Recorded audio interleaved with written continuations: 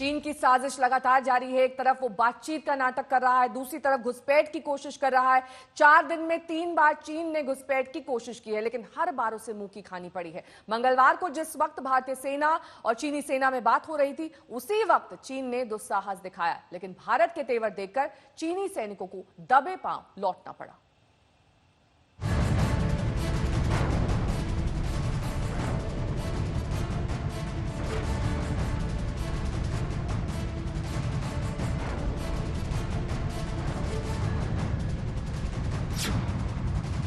चार दिन में तीसरी बार ड्रैगन की हिमाकत।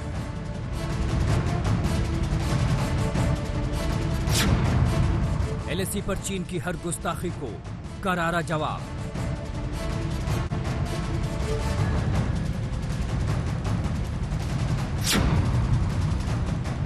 अलर्ट, हिंदुस्तानी जवानों ने कर दिया बेदम।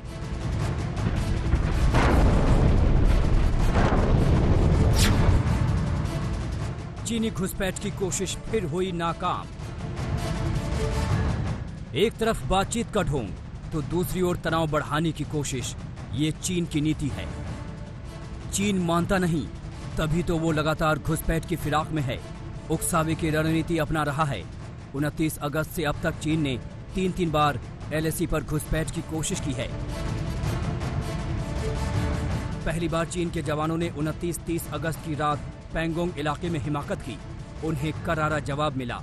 दूसरी बार 31 अगस्त की रात भी चीनी सेना ने गुस्ताखी दिखाई, लेकिन फिर उन्हें जवानों ने उनके औकात दिखाई। और अब तीसरी बार 1 सितंबर को भी चीन की फौज ने कोशिश की, लेकिन इस बार भी नाकामी ही हाथ लगी।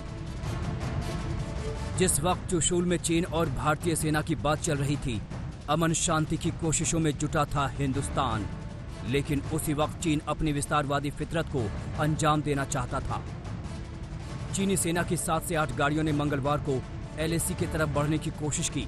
पीएलए के जवान अपने चेपूजी कैंप से आगे बढ़ना चाहते थे, तभी भारतीय खेमे में इसकी भनक लग गई। सूत्रों से आज तक को मिली जानकारी के मुताबिक भारतीय सेना ने भी चीन को करारा जवाब दिया। उसी के अंदाज में सेना ने जवानों को तैनात कर दिया, अपने साजो सामान भी अलर्ट कर दिए। जैसे ही चीन की नजर हिंदुस्तान की तैयारियों पर पड़ी, उसे बैकफुट पर जाना पड़ा। सेना की मुस्तैदी की वजह से चीनी सैनिक अपने कैंप में लौट गए। दुनिया जानती है कि चीन दो मुंहा है। इसके सबूत 31 अगस्त की रात को भी मिले।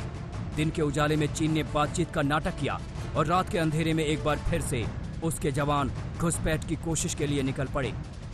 खबरों की माने तो 31 अगस्त की रात चीनी जवानों ने काला टॉप और हेलमेट टॉप पर घुसपैठ की कोशिश की, लेकिन हमारे जवान अलर्ट थे। उन्होंने चीनी जवानों को फौरन चेतावनी दी।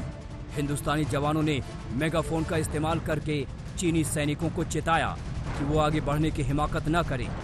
भारतीय जवानों की चेतावनी के बाद चीनी फौज की घुसपैठ की कोशिश नाकाम हो गई। हिंदुस्तान ने चाइना की नीयत को साफ तौर पे समझा, जांचा और 3 दिन पहले एक स्पेशल ऑपरेशन ग्रुप की बटालियन को उत्तराखंड से लेकर आए और इस बटालियन ने चोरी छुपे इस एरिया की हाइट्स को पे कब्जा कर लिया। जब 29-30 अगस्त की रात को चाइना ने 200-300 सैनिक लेके आए, तो वास्तव में हिंदुस्तान ने उसके लिए ट्रैप रखा हुआ था और हमने उनको आसानी से पछाड़ दिया। 29-30 अगस्त की रात को भी घुसपैठ की कोशिश का अंजाम भुगत चुका है चीन, यानी उसकी हर चाल पर हिंदुस्तान की नजर है। चीन की हरकत पर भारतीय विदेश मंत्रालय के प्रवक्ता ने बयान दिया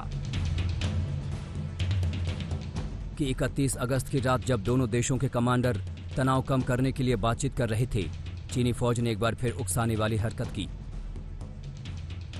भारत की ओर से सही वक्त पर कदम उठाया गया और यथास्थिति को बदलने की एक तरफा कोशिश नाकाम कर दी गई।